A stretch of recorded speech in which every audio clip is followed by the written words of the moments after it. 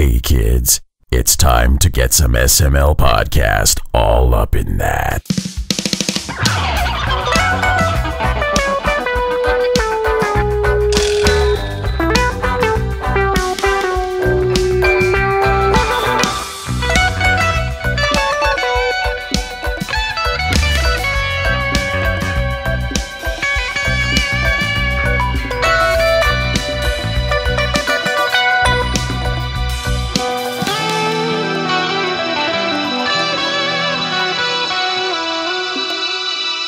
What's up, everyone? This is the SML podcast. I am your host, Joe. We are back to work, back at it, and we got a bunch of reviews we got to take care of because games kept coming out while we were away. Starting things off like we usually do. Pernell Vaughan, you're here. How are you? I'm doing okay, though. Like you said, the game train just kept rolling. I think we've lost that period where breaks actually occurred. They just don't. Yeah, we had like a week of no games, and then it's just more shit coming. Last episode, we had 2 reviews. 2. That was nice. That was relaxing. This one, we've got 9 coming. Oh, my God. Yeah. There it is. The party's up. Break time's over. Back to work, motherfuckers. Quack, quack, quack. But it's not work. It's fun work. How was your MagFest? Mag was pretty solid, though I'm not sure if I'm going to be able to staff again because apparently I didn't put enough hours like I was supposed to. But in my defense, I was there for 2 days, and of those 2 days, each day I was there for like 8 hours. And of the 8 hours, they wanted me to work 6. I was like, no, I can't do 6 hours out of 8. So I worked 4 hours here, and then still ended up rolling into like 6 to 7 hours, depending, because like if my ride was staying a little longer, I would hang out a little longer at my staff booth before going and doing something else. So I was 4 hours short of what they wanted me to put in. I'm like, well, I was only there Friday, Saturday, and not even for the full day. But I put in those Pokemon battles, damn it. So, but all in all, it was fun. I got to see some friends. I played some games. I got my pop and fix in. Even walked around the indie booth a little bit and looked around. We got to share some Nando's. Damn right. Nando's is amazing. And God, damn right it is. The thing about it is, like, if I can learn how to cook my chicken like they do, I'd be baller, because I think I told you that, but you can buy their sauces at the store. Though yeah, you were saying. I will admit, though, for the price you pay for the sauce and the amount they get and the amount that I put on when I go to the restaurant, I'm probably beating them over the head financially just for that. Because I dunked my chicken in the extra hot Nando's sauce. No regrets. None. But there is one place up here. I should have just smuggled some Nando's up here for the comparison, but there's a place that opened up here called Pyree's. And Pyree's is another peri-peri type restaurant. There's only 2 in the United States, Delaware and Florida. Interesting. And apparently, I went there, food's pretty damn good. It feels like it's a carbon copy of Nando's, which leads me to believe that Nando's thing isn't so much a special recipe that they have. It's just a style of food, and the stuff that they make is based on that style. And Pyree's is the exact same style, which means their sauce concoctions are fairly similar. But not that I'm complaining, because it's still freaking banging. I just wonder which one is the superior peri-peri. One or the other. I don't know. I'll go with Nando's just because I've been there. I can't fault you for that. but I am genuinely curious, and one day I'm going to find out. Though, like I said, the first step is either to smuggle some Nando's up north or to learn how to cook my chicken like they cook theirs, buy the sauce at the grocery store and just drizzle it up and then compare it directly to Pyree's. Yeah, if you ever come visit me, I'm going to make you stop by Nando's and pick me up a Caesar salad on your way up. Is there a Nando's on the way to you? No, you would have to go to the one there. Oh, I go to National Harbor, Pernell, and then drive up here. Yeah, man. I'll throw you gas money. That'd be a lot of gas money and time money, because that's time. Though admittedly, the Pyree's would be another story, because again, that's like down the road from me. It's Nando's that's the crazy drive. Fuck it, I'll try Pyree's then. Oh, but the go back to the thing I mentioned to you earlier. We were talking earlier about how insanely popular Smash Brothers is, and how I know people who love to complain about people who won't stop talking about Smash Brothers. They want to hear people talk about the games that they like, and then my response is typically, well, Smash Brothers makes money, and when the game you want makes the kind of money Smash is making, people will talk about it too. And the follow-up was, I love Magical Drop 3. You know, I talk about Magical Drop 3. Magical Drop 3 ain't making money. But Smash is. but Smash is. And it made me think of an idea for an interesting thing that can be revived these days, but probably won't. There was an old online game called Puzzle Pirates that a friend and I used to play. And it was basically a game where you were a pirate and you would sail across the land with your friends, all working together to man a ship, kind of like how that the Xbox One game, what's it called, like Sea of Thieves? Yeah. It's kind of like that, how everybody worked together to manipulate the ship, and then you go to islands and find stuff, and then sometimes you get like pirate battles. But the gimmick was that every aspect of the game was a puzzle game. So if you were sailing the ship, there was like this weird like orb matching game, and depending on how well you did, determine how fast the ship went. Sword of combat was like Tetris Attack. And there was just like a bunch of just different puzzle-esque games that determined how things got done. And when you found equipment and set it up, it augmented your stats for the various puzzle games. Now imagine if someone took that, gussied it up for modern day consoles, and then heaven forbid even got a bunch of licensed puzzle games and slammed them all in there en masse. So like sailing could be Tetris, and sword fighting could still be Tetris Attack. And let me see, like maybe like digging for gold could be like Puyo Puyo. Just weird. Or sorry, Mr. Driller. Oh, there you go. And you can just have games like that all integrated into this overall mess. I'd play the hell out of it. I would pay a subscription fee to play that game. I don't know how many other people would, but they should, because it sounds like gold. That's liquid gold. I have clearly missed out by never playing Puzzle Pirates. It might still be available. When this episode is over, you should look it up on the internet, see if it's still there, but I bet it is. I'll have to give it a look. Puzzle Pirates, yo ho ho. To check a look. Take a look. Oh, man. Speaking of games, we got some games to talk about. Should we dive into these? Let's yammer. All right. First game to talk about on this episode is called YIIK, or Y2K, a postmodern RPG developed by Ackk Studios, published by Ysbryd Games, released January 17th on the Switch, PC, and PS4 for $19.99.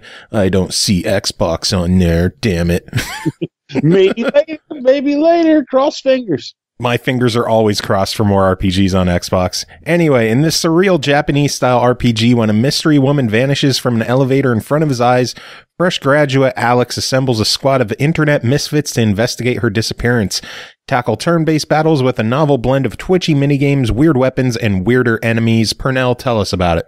So this game is such a mixed bag for me, because just like how last year when I came back on, one of the first games I got to review was Iconoclast, which was a huge game I was anticipating. This is another game like that I was hugely anticipating for a number of years, and I was fortunate enough to get to review it. And it's weird, because while I definitely found myself enjoying the game for the most part, there were definitely a few things I feel are worth mentioning that may be like a if or whatnot for other players, but I'll get into that. So the idea of the game is, like you said, it starts out with Alex coming home from school and experiencing a series of weird events resulting in someone that he just met disappearing in a weird way from an elevator. And the game ends up being a matter of him exploring along with people that he's meeting along the way to try to figure out what the heck happened to this mystery woman and hopefully to rescue her or find her or whatever. Now, this game, if you've watched any of the trailers from this game, it is pretty freaking obvious that there was a huge Earthbound-inspired vibe to it. And I'm pretty sure that the maker of it was not intending to hide that fact. So this is not a rip. It's an homage. Let's nail that down. And it's honestly, I like, as far as like the aesthetics and stuff go, I feel as though they did do a good job of doing that game service, because it's it's a modern style RPG, but it's got that level of quirky dialogue that Earthbound had. It did a good job with how Earthbound would do various music tracks during the battles, like it had a multitude of music. This game is like that too, and the vast majority of the music in the battles is really nice, and it has a number of pretty acclaimed, like, I won't say acclaimed because it's not like, actually it does have some acclaims. I think it has like the guy from Secret of Mana that did a few tracks for this game. Oh, damn. But there's a number of acclaimed composers in this game, and the music shows. In the battles, while they're not Earthbound style, but they still also take a lot of inspiration from other games. So, for example, the main character, Alex, his battle method is a turntable drops on the screen, and you have to hit the X button in time to when colored sections of the record come across the needle. And that most likely resembles something out of Shadow Hearts, which was a game on the old PlayStation 2, where it was a dial that you had to hit the X button on when the dial went over color sections of a dial. And every character has their own unique way of doing combat. Usually involving like timed button presses, or like holding down the thumbstick to kind of do like a flick motion, and so on and so forth. I don't find those to be a problem. I actually enjoy having the action options in combat because it keeps you on your toes instead of just kind of passing out and hitting X. However, one thing that bugged me about it is that, I mean, maybe it was just me, but combat can take a while because normal attacks never really seemed like they did as much damage as I would have liked to kind of mow through the mobs. But on the positive, mobs are static. They don't come back in dungeons. When you're in a dungeon and you fight and you walk across the enemy that's kind of walking around the screen and you do combat with him, he's dead and he's gone for good. So no worrying about being stuck in dungeons, just fighting guys and grinding because you're not allowed to. That's cool. It's honestly nice. I like that a lot because even if I found myself going, oh man, these battles are taking way too long, I want to get this dungeon over with, I did at least know that there was a finite number of enemies to deal with, and when they were done, they were freaking done. Story-wise, and I feel like I'm jumping around a lot because I'm just like, I like talking about this game. Story-wise, you're going to get a mixed bag from the story. I've heard a number of people refer to this game as like soy-bound, which is kind of funny, but at the same time also kind of, yeah. But I feel as though there was some aspects to that weren't far off, though. The main character, for those who like to use the nomenclature, most definitely comes off as a hipster type, and he has his moments in the game where he runs off with a bit of rambling, and it's just like, you know, like I was confused and worried, like a man running down the stairs with his pants falling down his ankles. He didn't know where he was going, but he was getting there fast, or some weird lines like that. And you just find yourself going, "Why?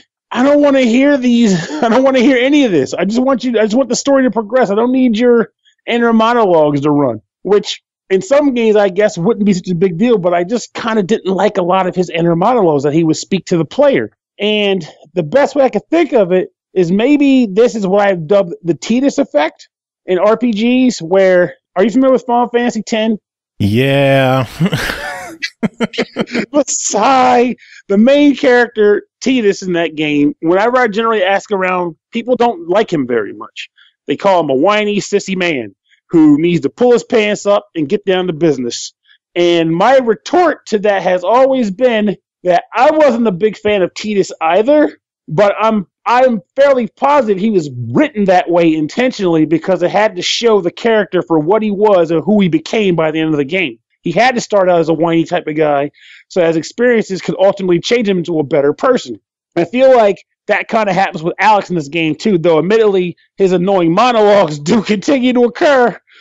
He does sort of become a better person as the game progresses because he grows along with the people he meets and the experiences that he takes on. So, yeah, he's a kind of annoying putz, but I think he's meant to be that way in the sense that was how his story is meant to be told. It's not just like, hey, I just can't write a character. It's more like I wanted him to be this way and I intended for him to sound this way. So for that redemption later in the story.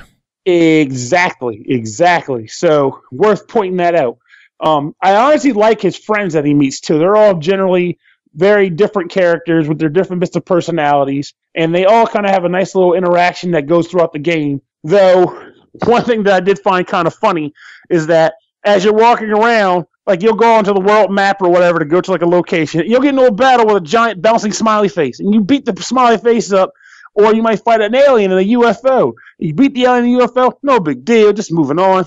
And then you go to this weird factory, which this is no spoiler, this is the very beginning of the game. So you go to a factory, and there's like poison on the ground and like weird animals, no big deal. Beat them up too with with a record in your hand.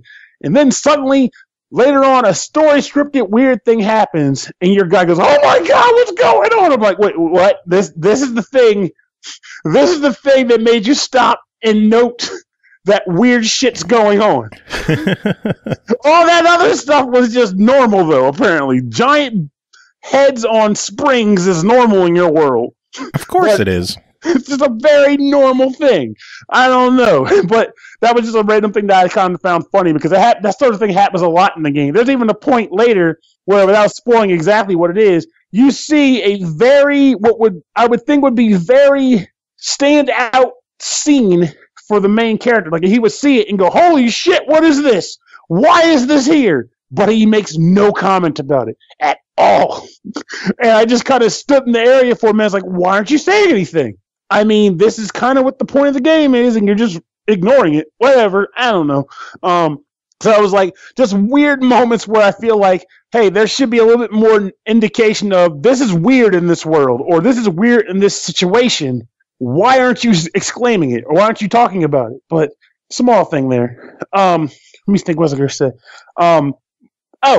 The environment and the atmosphere. One thing I will say that they did nail down pretty freaking well, like in a nerdy way. There's a website that you go to on occasion called Onism 1999. It is designed to look like a Netscape Navigator classic website, like an old forum. And when you go to your computer, it does all the old modem boot up sounds. And you go to the website and you click on the image, and it goes to like just like a bunch of different topics you can click on, and like a bunch of dialogue has occurred in them. You can read through them. And whoever sat down and wrote those forum posts, they were clearly either alive back in the 90s or they studied up, because the flow of them is pretty accurate. The snark is accurate. It's just the right amount of snark in the replies and posts. I mean, like 2018 internet snark is nothing compared to 90s internet snark, because I guess this is me being a hipster in my own way, but back then you had a lot less people getting on the internet. So it was almost like a more curated type of person talking on the forums then, versus now it's like literally anybody could just be like, hey, you're a loser, whatever, I love politics. And back then it was like, well, yeah, a pretty curated group of guys. They're like internet aficionados. This is what they're here for. They know what they're doing, and their dialogue kind of shows it. But I feel as though he nailed that sort of those exchanges pretty well. There's people I read some of them, the replies on the made up forums there, and just kind of cringed, and then was like, I used to cringe in the 90s too. Oh God, so weird. But it works in that way. The game itself, like I said, it's a fairly lengthy game. Like, it's not a short game, though it's hard to say whether or not the game is lengthy because of the game itself or because of the. I guess I didn't mention it before, but because of the fact that I feel like the battles can take a while, because I never feel like I'm doing enough damage to enemies. Yeah, you mentioned that. Yeah, good, thank you. I feel like I feel like the game may take longer on account of that aspect. Which I guess admittedly can be alleviated by using more special attacks, which I guess takes me to another interesting point about the game, which is that this is strange, but I think you pretty much get all of your skills pretty early on, unless something weird is being missed. And the reason why I'm saying that is because I got a trophy around like level 25. And the game was like, you earned every skill from the mine dungeon. And I was like, what the hell are you talking about? There's no way I have every skill in the game so far. But the game claimed I did. And I didn't come across any new ones since then, aside from like if a new party member showed up, they came with their own skills. But that's a weird thing worth mentioning in of itself. There's one other thing I wanted to mention, speaking of which. Leveling up in this game. So leveling up is done in a very strange way. And I have one more thing to mention after this, too. I got to mention. But leveling up is strange in this game. So the way they have you do it is there's a thing called the Mind Dungeon. And the way that works is your main character picks up a telephone and places a phone call to his brain. He goes inside of it, and he goes down a series of floors, like a sort of 2D dungeon and each floor has like 4 doors on it. And each door has a stat on top of it, like a numeric amount, like 1 or 2 or 1.5. You go up to the door, and you say what stat you want that to be allocated towards, and then you walk into the door to acquire the stat itself. And once you've unlocked and entered all 4 doors that are on a floor, you then have to go up to the exit of the floor, pay 100 experience points to get onto the next floor. It seemed pretty creative and cool in and of itself when I first started doing it. But the problem was it became kind of tedious eventually, and it takes a while. You start to feel like it takes a while because you have to hit the button. The game will ask you to tell it what stat you want to allocate the stat points to. Then you have to select it. Then you have to click the button again on the door. Then say enter the door. And then the game will say you found an icon. And it'll tell you how much it was for. And then it has to step back out. And then it has to close the door. And then you can do that 3 more times. It gets old, and they should speed that up. Speed it up, man. Admittedly, there is an option where you can just walk up to the exit immediately, and you can tell the game to allocate the stats automatically, which is a lot faster and better for your time. But then you're not customizing it. You're letting the game customize it, so it takes something away. In fact, in response to just giving you, in exchange for giving you more time. No. And there were floors where I said, "Hey, just allocate them because I don't feel like dealing with this right now. Just do the dump for me." So if the developer is listening, please patch the game so that dialogue can go faster. Because I think if that happens, it wouldn't be nearly as big of a deal. Because I didn't mind going up to the different rooms and allocating. It's just the time it takes to do it all. And if the developer's listening, patch it when you release it on Xbox. Bam! And the last, but probably most important thing, depending on who you are anyway, is the story itself. I'm not going to go and say that the story is bad, because I don't think it is. I think it's an interesting way that it's being told, and I like seeing the characters interact and go on their adventure. But what I will say is that for the subject matter that's being conveyed, it's told in a way that makes it feel rather confusing. Maybe a smarter person than me won't have this problem. I'm not saying I'm dumb, but I know I'm not a genius either. But to just kind of lay out a general vibe without spoiling the game as a whole, one of the main story cruxes in the game is a weird phenomenon where a person's soul can leave their body and go to a place in between universes called a soul space. And it flies around there and maybe can come back, but otherwise it could go to another reality where another you lives, and your soul can take that body only if that soul left its body to go to the soul space. It does this like weird roundabout way of saying how that works and like what factors into it and what characters are influenced by it and blah, blah, blah. And I feel like this one of those things was like, for as weird and bizarre as the concept is, if it was told and explained in a specific way, it wouldn't be confusing at all. Because honestly, we've played Persona, we've played Mega 10 games, we've played Tales games, we've played all kinds of games that have very bizarre stories that involve parallel universes, soul body swapping, and all that crazy shit. That's not foreign. But for some reason, the way it was explained in this game, it was a little tougher for me to click with and go, okay, now I understand what's going on. Now I feel like I'm going with it. So a lot of the game was me just saying, I just want to move on and see how these kids handle all that. I want to buy a burger at the next gas station. Sounds cool to me. So depending on how important you feel the story is to you, that may well influence your take on the game. Because like I said, I feel like the story itself is a weird one as far as how it's told, and it might not mesh with you, at least not for the first like block of hours or so. So, but as you get, there's like obviously like a big story element where it's like, okay, now we're kind of lay out the line. Like here's the big deal and why everything's happening. And while it's still kind of confusing, it does make it easier to understand than it was earlier on. So maybe that'll do the trick for a player. So. Maybe, but overall, $20 on this one. What do you think of it? I honestly think it's a definite try it. And if you're okay with just experiencing it and maybe not 100% clicking with the plot, it's a buy it.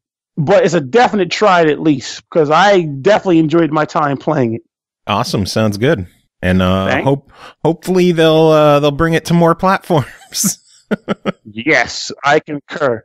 It deserves that love. I think is this one of those games where like it was like one guy that developed the whole thing? I think it was 2 guys. I think it was a pair of brothers.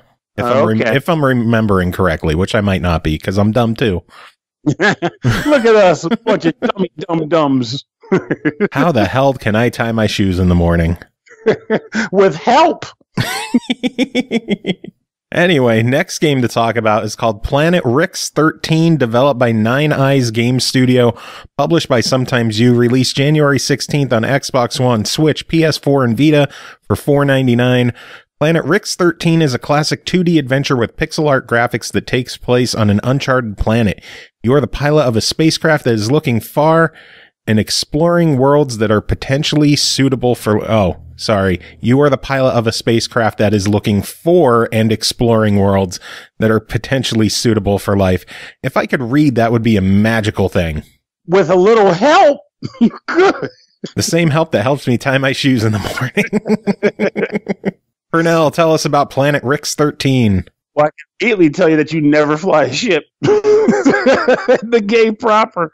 But Planet Rick's 13, oh my God. This game was, well, I'm going to outright initially start out by saying the game is functional. But okay. The idea behind this game is that you are you crash land on a planet and you're trying to figure out how to get off of it. And while you're trying to get off of the planet, you have to figure out what happened to the people that were there. And in any other circumstance, that would sound pretty exciting. However, the way this game does it is, the best way to describe it is, like, it's an adventure game boiled down to the most core of cores. As to say, you go to different locations, all of which are tiny locations, so you don't spend a lot of time in any of them. You find an item. The item can be used in another location. You go there, use it, get another item. The item can be used in another location, wash, rinse, repeat until the game is over.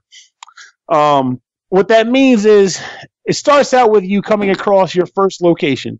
And that location has, like, say, like a 3D printer, which means you can make items on the 3D printer so long as you have the schematics. So you might go to a second location, which is discovered by finding a piece of paper in the first location that says, it's over here. You go to the main map, teleport to that location, find schematics to an oxygen tank. Go back to the 3D printer, print the oxygen tank. Now you have an oxygen tank, and that's used to go to the third location that's already on the map to breathe in a room, avoid poison, to get another item that can be taken back to location 1, used to get to location 2. And I'm just basically bouncing back and forth, over and over again. And I guess it wouldn't be such a big deal because, I mean, let's be blunt. A lot of games do that. They do have you bounce back and forth to a lot of locations solving puzzles.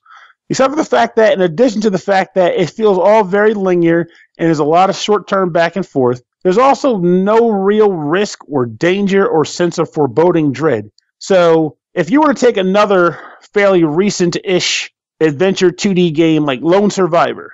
Lone Survivor is a game where you walk back and forth, you go between different room to room, crazy paranormal phenomenon occurs, monsters show up, and you're trying to do all kinds of things to stay alive, sometimes finding armor and guns and have to fight back against the monsters. In this game, and that's kind of what helps keep the tension up too, because you never know what's going on, you don't know where the end is, blah, blah, blah. But in this game, that tension doesn't exist. The most tension that you ever get is, like, every once in a while, there's like a crystal that you might have to find. There's 4 crystals total, and each time you find one, like, it might be a weird little, like, paranormal incident that occurs. Like, okay, what do I do to get out of this and avoid dying? But if you're a trophy hunter, you're going to want to die anyway because there's a trophy associated with every death in the game. So, oh boy, right in there's a lot of tension already going because you need to die to get the trophy.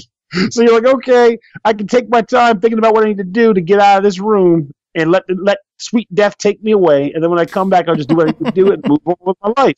And this only happens 4 times because there's only 4 crystals. And then the other deaths are in the same way. Like, you get the oxygen tank to breathe in the cave. So obviously, to get the trophy, you're going to let yourself suffocate to get the trophy and then go back in and do it properly.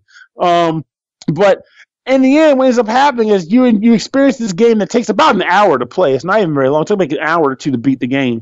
2 hours more so actually an hour and a half for me because I got stuck on one thing where I was trying to get a sequence of items together.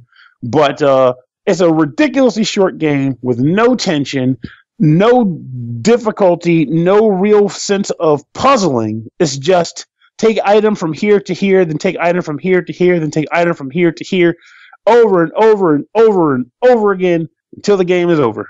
And that's why I said earlier at the beginning that it's a functional game in the sense that it's not broken. There's nothing wrong with it. I actually even like the way it looked graphically. It's very simple, but it's clean and effective. I like the way it looked. But it's just, it doesn't bring anything succulent to the table, if that makes any sense. Yeah, on the bright side, it is only a $5 game. This is very true. And that in and of itself is probably the determining factor on if a person would want it or not, because for $5, what you ultimately end up getting is a very straightforward exploration of a map to solve this puzzle and get off the island and get off the planet. So you get what you pay for, but at the same time, as always is the case in this world, time is a thing. So it's a matter of like you want to put that $5 elsewhere to something where your time will be more used or better used, something like that. But I will say that if you do buy this, the game works, is functional, and I didn't feel as though like my money would have been wasted if I bought it. It's just a matter of I probably would have seen myself being like, hey, I'm going to take this 5 plus this 5 with 10 and get this game here. And it does, this instead. So it's hard to say. So, well, as it stands for $5, what's your official verdict? It's going to be a combination of, I don't know, I guess I don't want to say deny it because again, the game wasn't bad. It just wasn't good. So I'm gonna go fuck it, why not for the cost, or deny it if the cost is an issue to you. But if the cost is not an issue, then you can't really go wrong with spending the $5 to experience the hour to hour and a half of game that you get out of it. Yeah, chances are I'll pick this one up. I like supporting Sometimes You when possible. They put out a lot of cheaper games and a lot of fun cheaper games, so I'll probably pick this one up and check it out. I want to say there was one that they did that I reviewed recently that I thought was pretty good, wasn't it? It wasn't. I don't think it was Stay. That was someone else. But I have to look into it. But I'm almost positive I reviewed another one of their games not too long ago and thought was pretty solid. Probably. We've covered a bunch of games from them, so. Yeah, I think it's just the best way to put it. Like, it's not like every game can't be the solid, but, Again, it's $5, so fuck it. Fuck it, why not? That's why we have a fuck it, why not rating for something that, it's cheap, so fuck it, pick it up, why not? I love that rating. I love when we get to use it. That is very true. Because it's also kind of fun to say. It is. Fuck it, why not? Anyway, we got one final game to talk about with you. That is called Ravva and the Cyclops Curse, developed by Galope, published by The Hidden Levels, released January 15th on Steam for only $2.99. Unleash your summoning powers to defeat the Cyclops Lord. Along with 4 unusual companions, you must journey through a dangerous land to save your mother who suffered a terrible curse. A challenging adventure awaits. Pernell, tell us about it. So, Ravva is a game where it's a 2D side-scrolling platformer. And you are, well, the opening screen shows you as an owl in a cool robe and hat. But in the main game proper, you see the robe and hat. It's kind of like Solstice, where you don't know what the hell you are. You just know you're a wizard because you're wearing wizard duds. But the way the game itself works is it's a cool hopping, well, it's not even a bopper, more of a hop and shot game where you are moving through the stage and you have the 4 companions that Joe mentioned, or technically you mentioned earlier. And each of those companions provides you with a different sort of shot that has a different property. You have one friend that lets you fire 2 bullets at an upward arc shot. You have one that lets you fire like a sort of blue boomerang across the screen that allows you to freeze certain objects that can be broken with your yellow shot, which is your default gun. It's just meant to just break yellow blocks and kill dudes and break frozen things. You have the green guy who's like a weird like floating mouth who barfs green bombs. He's like kind of your powerhouse guy that drops like bombs on the ground, like in front of like a lob shot. And then lastly, there is, oh man, this is the weird one. So there's like an eyeball, and the sole purpose of the eyeball is to find hidden things. So the thing about this game is that it's enjoyable and it's a fair bit of fun. The only problem is if you're going to buy this and you're going to play it, you might want to turn off your gotta get everything-ometer because the thing is, the little eyeball guy, his purpose is to press the button and a small, like a sort of like a let's say like a mine detector radius thing kicks up. And if a secret is within the radius of your guy, hey, ta-da, you can pick it up. And it'll either be like a power shot booster or an extra life or some coins for points. But if you're obsessed with finding secrets, you're going to do that constantly because you need to constantly hit the button as you take each step to see there's a secret nearby. It breaks the momentum of the game in a way that I feel like they should just outright take the thing out, or at least make it a thing where you press it once and it like beeps for like a couple seconds so you can use it, keep moving, do stuff. Okay, we're off. Use it again. Keep moving, do stuff. But to have to keep mashing it, it makes you just, like I said, tiptoe through the stage to find every nook and cranny that you can find. But if you can stop yourself from wanting to do that and only doing it when the actual puzzle requires you to do it, the game is pretty cool. There's like portals that show up on the levels, and those portals will occasionally let monsters free, and they'll just kind of pace back and forth and be jerks. And the way you stop them from coming out is by destroying the portal. Other times you'll find like other enemies that'll show up, such as like enemies that I'd say are akin to like Medusa heads from Castlevania. You have bombing type monsters, like puzzle monsters, like vines that will require you to shoot them with the proper element shot to kill them, things of that nature. And the game is honestly pretty fun. It's no frills, as in you're not going to have to worry about crazy backtracking or worrying about, did I miss the secret that's going to allow me to get to the next stage? No, it's just 1 1 1 2 1 3 2 1 2 1 2 3, and so on and so forth until you get to the end through stage 3 or whatever, and then the game is over. So it's not even all that long, but what you get in the game is a pretty good time. And the music itself, while not, award-winning, it's catchy. I actually enjoyed what I listened to while I played the game. Each world has a track, not each stage. So you're going to hear that same boop, boop, boop, boop, boop, track from stage 1, 1, 1, 2, and 1, 3. But then we get to 2, 1, you'll get a new track to listen to, and it is also good. And the stage 3 track is also good. So honestly, the game itself, I had a good time playing it. It's not easy, though. There are going to be some jumps that will piss you off. Some of those like Medusa head-esque monsters I mentioned earlier will fly in when you least expect it and give you grief. Sometimes the level will make you backtrack in order to solve a puzzle, and enemies will respawn because the game intended for you to go backwards. So they want you to have new adversaries to contend with as you were going back. So prepare for stuff like that. But all in all, I enjoyed the play. And I think it's an easy recommend for the price as well. Well, then officially $3. What do you say? I'd say it's a good buy. Well, goodbye to you too, then. No, a buy. I'd say it's a buy. Sounds good. Good stuff. Or is it? Ravva says yes. Oh, Pernell, it is always good having you on chatting about these games. I'm sure we'll have you back on very soon because you're always busy with us. But any final words before we move on? Just get sleep when you can get it, because I'm going to tell you something. In addition to what we were talking about earlier about MagFest, oh my God, my sleep schedule has not been good. And I almost feel like I'm hallucinating sometimes. It's getting that kind of weird. But all in all, if you can get to sleep, get it. Because the games will be there when you wake up. But your consciousness might be a little jeopardized if you don't sleep properly. God, I feel like that was a PSA. But sometimes you need to dump them. All right, moving on. We got Chris Taylor joining us. Chris, how are you doing, and how was your time away from the show? Doing all right. My time away from the show was largely not going to MagFest, but still getting sick. Well, thank you for taking one for the team. Yeah. Mostly I just stayed at home and played stuff. Played Chasm. I really love that game. How is it? It's really good. I mean, holy shit. I mean, they didn't give us a free copy for me to review or anything, so I can't say too much about how much I liked it.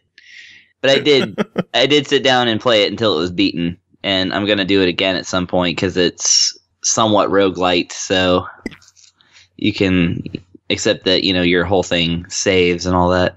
Nice. Yeah, there's your quick review of Chasm. Sounds good. So your official verdict. I don't know. Buy it. It's hard for me not to recommend that one, honestly. It's basically Castlevania Symphony of the Night, but with a handsome knight instead of a dreamy vampire. I don't know that I'm kind of partial to the dreamy vampire side of things. Well, you know what? Then you should get Symphony of the Night on the Nintendo Switch. Does it exist on? It does. It's not on the Switch yet, is it? No, there are no Castlevanias. Only that Bloodstained game. In due time, hopefully. In due time, yeah. Yeah, no, I heard some good things about MagFest, though. I heard the hit points were a hit. I didn't get to see them. There's so many bands I didn't get to see. On the last episode, Big Adam was yelling at me for not having seen Lame Genie, and I still need to fix that mistake. Well, you know what? There's only so much one can get around in that huge place. There really is. I've only got so much time on my hands. Yeah. Anyway, I've never seen Lame Genie, so you could yell at me too if you want. Damn it, Chris. Damn it, Adam. Damn it, Big Adam. turning us against each other. We will How dare fight you. forever now. No, Big Adam's a sweetheart. He is. He's adorable, too. Yeah.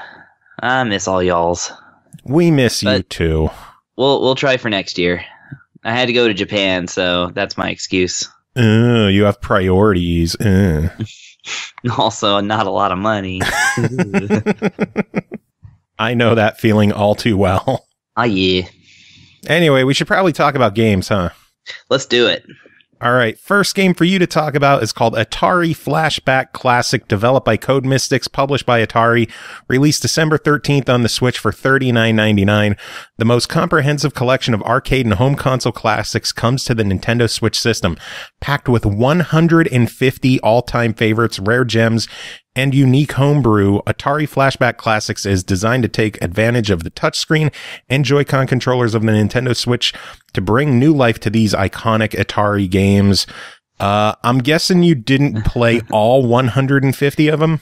No, as of this writing, I am I have not yet gotten that achievement. There actually are achievements in this game, and the very first one is try out all games.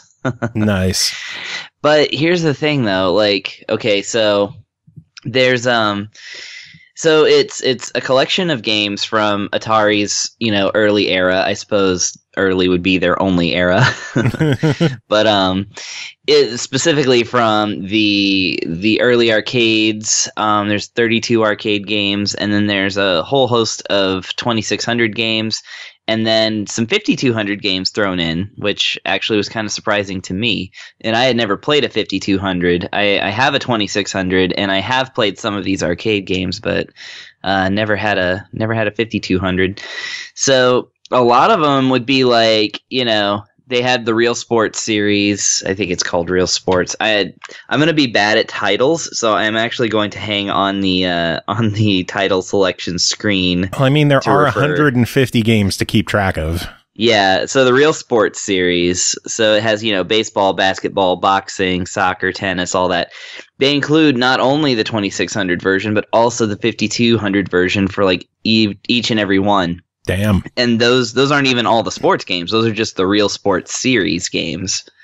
And in fact, there's a arcade game for baseball, and there's, a separate baseball game early on in the collection.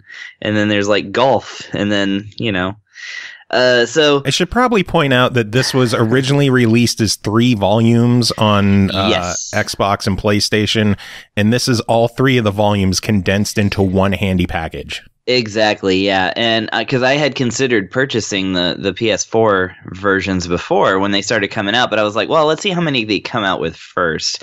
And then when they announced a multi-pack for the Switch, I was like, well, that's perfect. And I actually almost bought it, but I opted for something else instead. And then like right after that, you came at me with the review. So I was like, all right, great. Convenience. Yay. So yeah. So these being Atari games and such, the idea here is not so much quality as quantity. So we have so much quantity that it's hard to not find something that you'll like. Of course, that requires a certain patience for Atari type stuff, or you could be like one of those people that reads like Ready Player One and like the characters in that book and film, pretend that Atari is like the best thing in the world, despite other things existing, but you can't legally say. Like, I love Atari and that other system that came out in 1985. Or those other systems that came out in 1991 and, anyway. Yeah. Anyway. Yeah, and speaking of which, that actually is something I noticed in this collection, is that it's missing a lot of games that you kind of expect them to. So one of my favorite Atari arcade games is their Star Wars game, which if you've never played it, it's a 3-mission vector graphic sort of first-person, space shooter. Where you take on the Death Star and things like that. You shoot at targets, and it's all done in vector graphics, so it's really impressive and cool. And of course, because Star Wars, they couldn't throw that in here. Yeah, licensing is hard. Yeah, licensing is tough, and so some of the licensed stuff or stuff that has moved on to become, much bigger than the actual console, you won't find that on this particular collections. There's no Pac-Man. There's, sadly, and I thought they might have been able to get away with this, there's no Donkey Kong from Atari or from the 2600, or 5200. I think it came out on that too. So, there are adequate substitutions, of course. As you know, there's many games that act like Pac-Man that were on the 2600, and this one features a couple of them. And it also has, of course, it has the major ones that everybody knows, like, Asteroids and Millipede and Pong. Pong is on here. Nice. In case you want to play Pong on your Nintendo Switch. Why not? Oh, why not? And yeah, like they say, sorry. Yeah, they say that there's like online multiplayer on this thing as well, but I didn't get a chance to try it. But I think that's wild. Apparently, you can play Pong with people on the internet. Mm-hmm. So that's kind of awesome. One feature also that I like about the Nintendo version is that some of the games actually, well, most of them feature some degree of touchscreen compatibility, but some are straight up like you can play them with the touchscreen.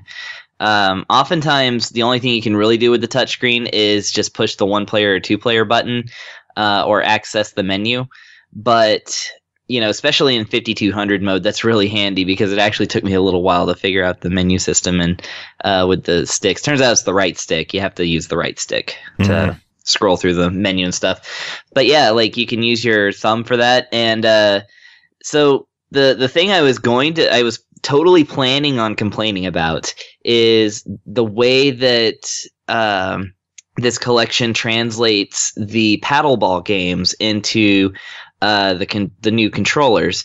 So if you're using, let's say, a Pro controller, and so you have a stick and you also have a D-pad, and you want to play Breakout, well, you can play Breakout by moving the paddle to the left and right with the stick, but the sensitivity, no matter where you set the sensitivity, there's a 1 to 5 option that you can set on your input sensitivity. But even with it as least sensitive as possible, that stick is super sensitive. It throws it all the way to the left, if you barely touch it.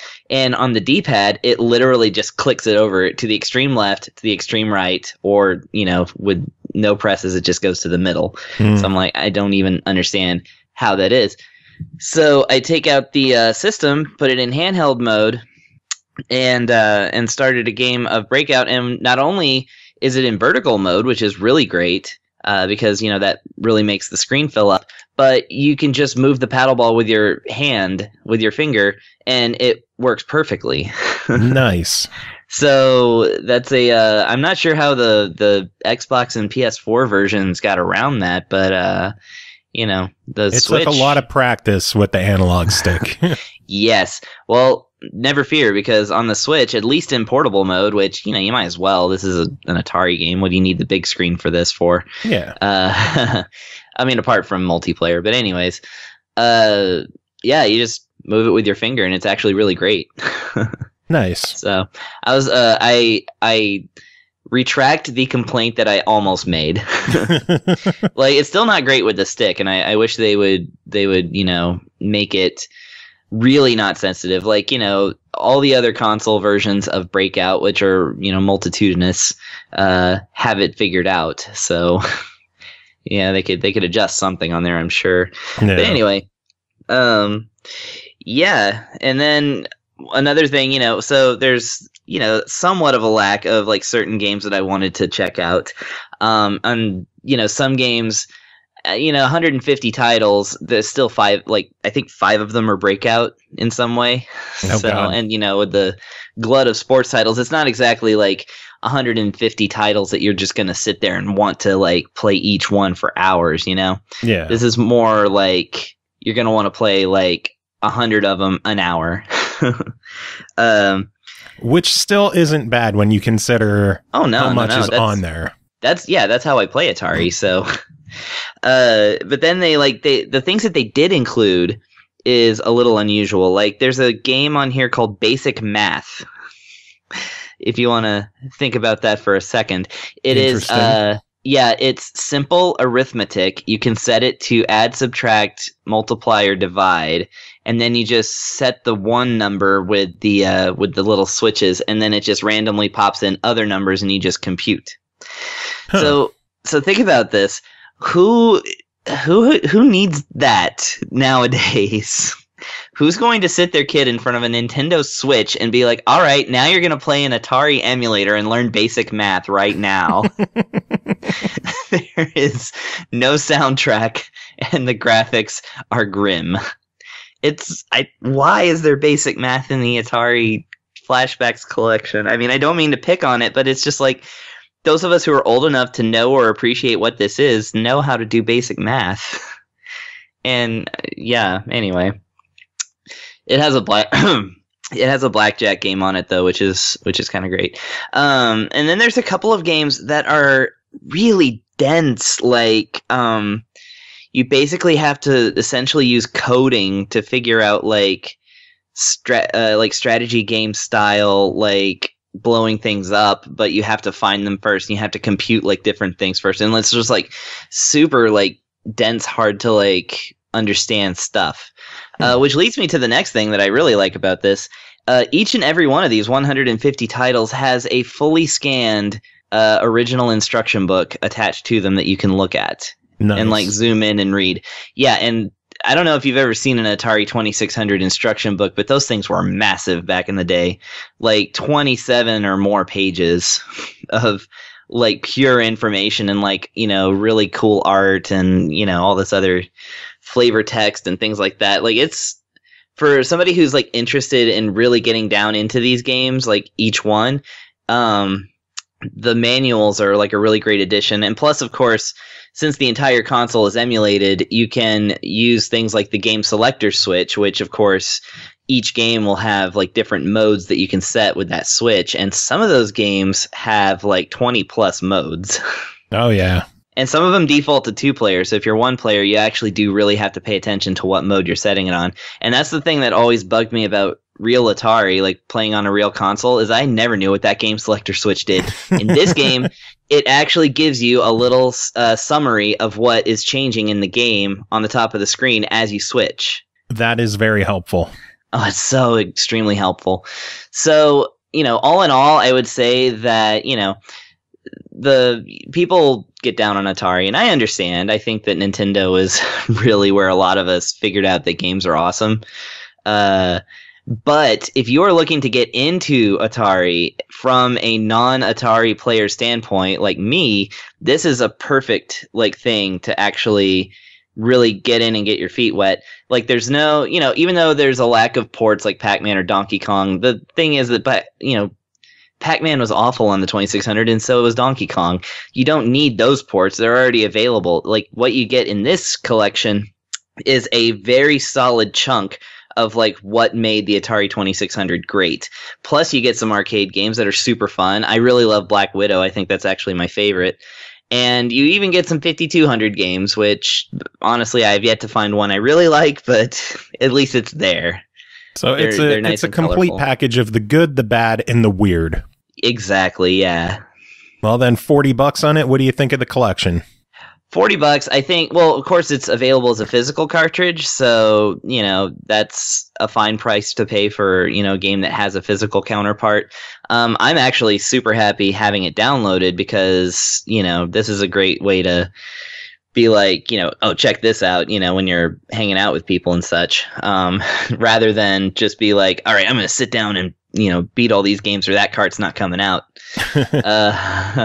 But yeah, $39.99. I mean, the sheer bulk of stuff that you get with this game make it worth it. The great museum style presentation of like all the instruction books and like the art, and of course the decorations on the side that look like the sides of the arcade, or the box art, if you will, which is, you know, toggleable. Just experiencing this cool old stuff. You know, that's well worth the price of admission, and especially because you're getting 3 collections that I think originally all cost $20 each. Yep, they're $20 each. Yeah, so I mean, you're saving money on it anyway, and you want it on the Switch because that touchscreen for Breakout, which Breakout is one of my favorite Atari console games, you're gonna want that. So, Nice. yeah, go ahead and pick this one up. It's well made, and oh, by the way, there's one of the rarest games on the Atari 2600 is on it, and that's the infamous Sword Quest Waterworld. I think that's like $1,000 cartridge now. Holy shit. Yeah, the Sword Quest, there's like a trilogy of Sword Quest games, and you had to complete each of them to do something else. I don't really know. There's a metagame type thing going with it that it's in the history books, but it's one of those infamous, video game sort of rarity and collector things. Like they didn't make enough Sword Quest Water Worlds or something, so the carts that exist are one of those obscenely expensive things, and that all three of those games are on this collection. So nice. There you go, saving you $1,000 right there. Sounds good for only 40. Yeah. Good stuff. All right. Next game to talk about is called Double Cross, developed by 13AM Games, published by Graffiti Games. It released January 10th on the Switch and Steam for $19.99. Explore alternate dimensions, fight interdimensional criminals, and solve crimes in this thrilling action platformer. Chris, tell us about it. All right, so the plot of this game. Okay, so your character, I wrote down her name somewhere actually because I didn't want to forget it, but I've already forgot it anyway. Frig, so bad with names. Anyway, your character, lady. Her last name's Sinclair. I think it's Zarna Sinclair. Now I have to look because I will. The whole internet will come at us with corrections if we don't. But anyway, so yeah, your main protagonist in this game is Zara. Part of the Zara. Okay, Zahra. that's the one. So she is part of the Rift, which is a sort of collection. You might say they're kind of like the Time Cops, except that what they specifically deal with is parallel universes, specifically Earth. It seems like they always frame things in talking about alternate Earths. So maybe they're only in control of the one planet. I suppose maybe at some point in the game you find out otherwise. But basically, so they've figured out interdimensional travel, and so people that travel from one dimension to another can screw up the other dimension. So the Rift goes in and tries to apprehend them, or stop whatever damage that they're trying to cause. So for instance, that is actually used in this game, a giant tentacle monster with a whole lot of eyes and a whole lot of teeth and mouths, and just this giant thing wound up from its dimension into the human dimension, where humans actually happen to perfectly resemble the food that they eat on his original dimension. So of course he's apprehended peacefully and is very apologetic for the misunderstanding. But there was confusion on all sides, let's just say. So that's the kind of thing that the Rift does. So they have some kind of MacGuffin that gets stolen by a bad guy, and the bad guy wears a mask, so nobody knows who it is, but they assume that it's somebody that works on that ship, one of the personnel, because it's somebody that had access to things other people don't have access to.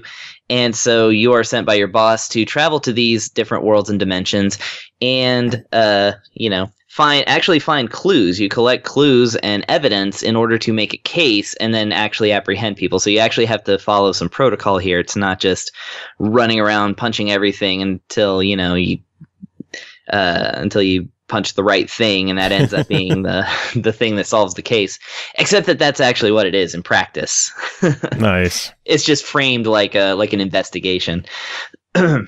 So the actual side-scrolling playing of the game reminded me a lot of a kind of a cross between Mega Man and Metroid, which sounds like the most badass thing ever, except that your character actually usually uses her fists.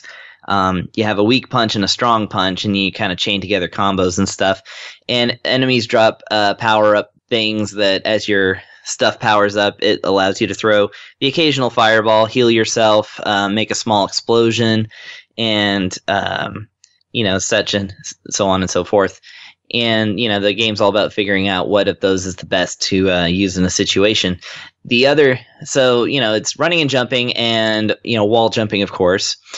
And on top of that, you actually have a tractor beam, a localized tractor beam that allows you to, so when you jump and you push the shoulder button, it will slow down time into like kind of a bullet time thing, and then you can aim your reticule at a glowy thing, and then a glowy thing comes out of your arm, which attaches to that glowing thing, and then swings you around in the whatever opposite direction that you've thrown it at. So it's very much like a grapple beam type of situation there. And there's also a temporary shield move that you can use to get past like laser beams and enemies and stuff like that. So lots of cool little action things to learn. The game has a very robust tutorial. As your masked creepy bad guy is stealing the thing, then that actually acts as the tutorial. And Nice. as you're sort of learning how to fight by punching out these little tiny dinosaur men who look like they were drawn by Family Guy. Or drawn for Family Guy. For some reason, it's just those creatures and nothing else in the game, but those things look like they came from Family Guy. Anyways, so the thing is about this game is that so you go and you choose from 3 planets initially, and each planet has a different stage that you can select, and it just tells you with star ratings how difficult the stage is, and that kind of guides you as to how you should proceed. But you can actually choose any of the levels from any of the 3 planets until you get to like an unlockable area. So that's about 12 stages that you can choose from just right at the beginning of the game, and that's only for the first like case. So it seems like the game expands to even more planets, so there's a lot of stuff to explore. And then of course in each planet there are collectibles that you only get to keep if you beat the level, and they're cleverly named upgradium because they're used to upgrade your character in different They did there. They did a lot of things in this game, actually. There's a lot of the overall tone of the game is kind of light. I would say it's definitely not like a super dark, pathos-ridden sort of adventure. It's lighthearted. The characters are bright and vibrant and cartoony, and a lot of them get along pretty well. The scientist who you meet towards the beginning of the game is named Sam Squatch, and oh God. yeah, and he looks like you would expect him to. That is to say, he looks like the Ain't It Cool news guy, whatever his name is. I forgot his name. But that guy who, just basically a hairy giant nerd.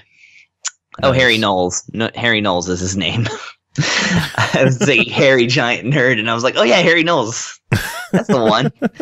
But yeah, and then like there's a planet which is called the Funderdrome, or no, Funderdome, I think it is, and it's a planet, a version of Earth where the robots have taken over, and they decided to turn the Earth fun, like for robots, but in a way that like is like the plants are all holograms and things like that. And I noticed that area made like several anime references. Like there's a reference to Akira and there's a reference to Nausicaa. And so I was like, oh, okay. So there's all kinds of little things to notice in this game. One thing I did notice while I was playing through, by the way, is that the game is super written. That is to say, there is so much text and dialogue. It acts like an RPG almost in that sense, because you can go through and talk to people, and you have to ask them about certain objects that you pick up that aid in your investigation. And of course, your menu has all kinds of descriptors and like lines of text that it adds to every character's profile. Because you're basically doing detective work on top. Even though it's disguised as a cool action game. But yeah, so. It's got lots of information, lots of little jokes, and, kind of a lot of personality. The action's really tight. Frame rate kind of, slags a little bit. once the screen gets really busy. But I've noticed that that's kind of the case in a lot of these indie Switch games, is that they're not using the top of the line motor engines or whatever. But I mean, none of it got in the way. It was just something I noticed. And then there's a whole wealth of levels. I really like the art style. It's very much looks like it's been drawn in ink, even though it's clearly 3D. It's got some 3D stuff that happens, but it all looks like somebody's comic book essentially. And soundtrack's good. Had a lot of fun with the levels and things like that. Really liked exploring all the different planets. There's a Gootopia where you get to have fun with different kinds of gelatin. The gelatin serves as a platform from underneath, so you actually make it fall on yourself so that you can swim up into the next area. Oh, nice. Yeah, kind of cool stuff like that. And I really dug a lot of the ways that there's a lot of care that went into the level design in this game. And so for that reason, I think it actually kind of stands above some other platformers. And it's nice that it's not randomly generated for once. There's actually a lot of thought that went into the levels, and I like that now. Which is good. It's good to see a game with hand design levels instead of just random generation. Yeah. I mean, random generation is all right, but it doesn't stick with you. Yeah. Well, and because I think this is the developer of Runbow, right? Yes. Okay, it brings back the thing that I loved in Runbow, and that is the option of fun level in the options menu, and it just does nothing. You can select it on very fun or speed run or all kinds of little options to scroll through. And there's a no items one, but there aren't any items in the game, so I love that touch. And as soon as I saw that, and the fact that there's also a character from Runbow that's hidden on a shelf in the background, nice, but just enough where I noticed it, I was like, okay, this is excellent from these guys. Well, then $20 on this one. What do you think of it? Well, $20. I mean, that's that magical price point in which I'm where I usually will be well, maybe I'll wait for a physical release because one of those limited run spin-offs or super rare games or something are gonna put it out there or whatever. But I mean, no, this is definitely worth a download. Lots and lots of effort went into this. It seems to be a game that is pretty vast, very meaty, and the action is very satisfying. It's nice to play, and it won't murder you to death with a bunch of randomness and then make you start the whole thing over. It's a nice little adventure, and I really appreciate the amount of effort that went into the details on this one. So no real flaws to speak of, just it's about as good as indie games get. Awesome. Sounds good. Yeah. One final game for you to talk about is called HoPiKo, developed by Laserdog, published by Merge Games. It released January 10th on the Switch for $9.99. HoPiKo is an intense speedrun platformer where you get to save gaming. Jump from platform to platform, avoiding death, exploiting shortcuts, and ripping through hundreds of handcrafted levels, each one dropped into a 5-stage mini-run designed to break your mind. Chris, tell us about it. HoPiKo, yeah.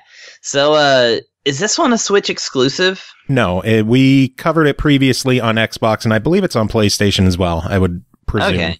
I'm interested in that because, yeah, the system that they talk about, basically the setup to it is that the HoPiKos are the little sprites that cause gaming to happen, I suppose, one of those kind of deals. And they're beset upon an angry floating eye that is the virus. And like an episode of Superhuman Samurai Cyber Squad, viruses can apparently just do whatever they want. And I suppose this virus affects old Nintendo consoles because the system very clearly that is being infected looks like an NES. I didn't know if it was that way on the other platforms as well, but it definitely is in this one. Oh, I can't remember what they look. I'm sure they did. I'm just one to notice these sort of things. But yeah, so you play as a little spinning superhero. I don't really know if he's got a name or a rank or anything like that. But the virus has kidnapped these things, and then you have to basically, fling your body into that eye across. They say hundreds of stages. I actually thought there were less than that. So I guess there's a whole bunch. Yeah, there's a shitload of stages. Okay, that's awesome. Well, they do go by very, very quickly. And in fact, the game gives you a bonus check mark and, a sort of completion nod if you are able to beat the stages fast enough. So clearly speedrunning is an aspect of this game. So, yeah, you basically start a run of levels. There's 5 each. So when you choose a level, it basically, puts you somewhere, and then you aim yourself with the stick. It, by default, is the right stick, and I was like, I can't stand this, so I moved it to the left stick. And then I noticed I could also use the A button sometimes. I guess it's when you launch yourself into one of those things, kind of like a barrel in Donkey Kong Country, where, you push the button at the right time, and then it, sort of sails you forward. And basically, that's kind of how it is. The whole thing plays like, because you're flinging yourself basically from platform to platform. You don't actually move from left to right. So it is kind of like an extended version of that, Donkey Kong barrel mechanic from Donkey Kong Country. But much more stylized to be like 8-bit and cool and tiny, of course, because what speedrunning indie game doesn't feature tiny sprites? But yeah, you fling yourself at the eye, and then you move on to the next stage. If at any point you hit anything that is not that eye or a safe platform, you have to start all 5 stages over until you can beat all of them. And interspersed throughout these stages are hidden Game Boys, which, again, I guess they look enough not like Game Boys to pass in other consoles, but you're very clearly saving Game Boys.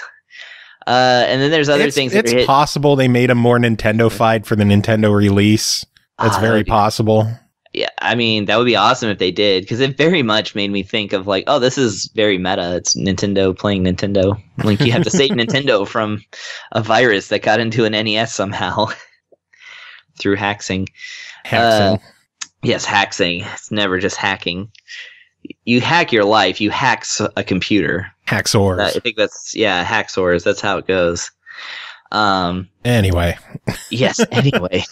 We get off topic so easily. Yeah. So I want to compliment this game's amazing and varied and, strong soundtrack, but apparently all of the soundtrack has to be unlocked except for one song. That one song, though, is incredible, and I'm going to actually try and find a place to purchase it, because holy crap. It's really deep, thunderous, chiptune-y type Game Boy stuff, which I always hesitate to call video game music that exists in video games chiptune, because chiptune, to me, strongly implies that it's something that is not in a video game. It is an original composition using video game software and hardware. So when a game says, it has a chiptune soundtrack, I'm like, you mean it has a Game Boy soundtrack? Well, it was a soundtrack composed entirely on a Game Boy. So yes, but still. Yeah. Well, that's what this game has. And it's incredible. It's bassy and thunderous, and man, you really got to try this game with like nice headphones or on a big screen TV with a nice speaker, because it really racks up the intensity and makes this game like a whole lot better. But yeah, it has a music player at the bottom of the screen with arrows that indicate that you should be able to choose another track. But I think while you're working through the beginning set of levels that that's the only track available, and then you unlock other tracks later on. That's at least what I'm assuming, because I didn't get far enough to unlock other tracks. Are you that bad? No, I played for dozens of levels. I think it's because there's like this big collection of like levels, and each one of those is 5 levels, and I haven't gotten through that yet, but that's like at least 120 levels, I think, just on its face. So, I'm working on it. Getting there. Yeah, I'm getting there. Having a good time doing it. The game's really nice and fast. It does not lag at all. It has great little screen flashy effects, like zoom in effects, and like cool, like, slow motion, badass action sequences. And I mean, for the fact that these are very, very basic characters made of like, basically 2D abstraction, It really does a great job of making the whole thing look like a cool action film. The only thing I could say to compare it to would be Broforce. Broforce is the most simplistic, minimalist graphics, and yet it conveys perfectly an action film. That's kind of how this game is, only without the big blocks of digitized blood or anything. This game is very much a safe game for all ages. In fact, that's all the games I've been playing to this week. Very true. Yeah.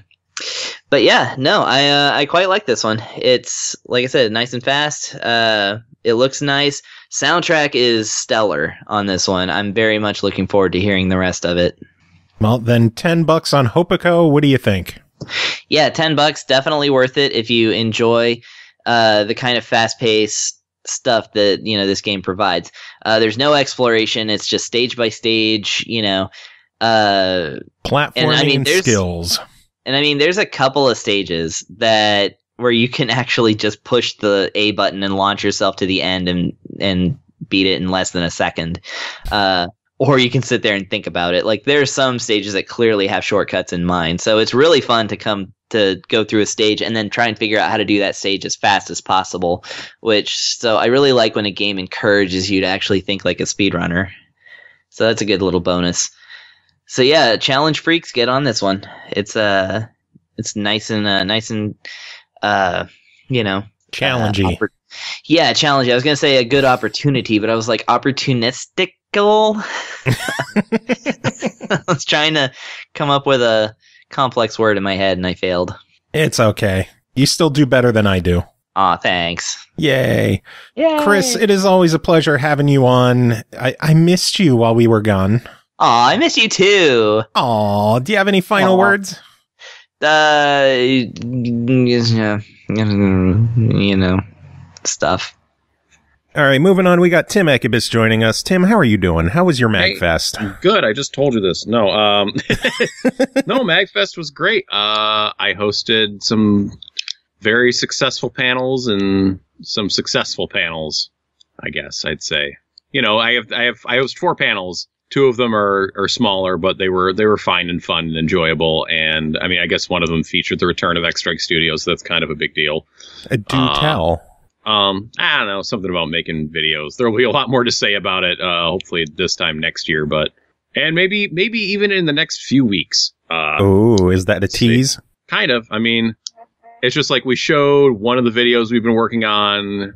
I mean, the way I put it in the panel is that like the past, 3 or 4 years ago, whenever it was, Ackk Studios was basically the Ark from the beginning of Transformers crashing into the mountain, and the last year was Teletran 1 trying to put all the shit back together.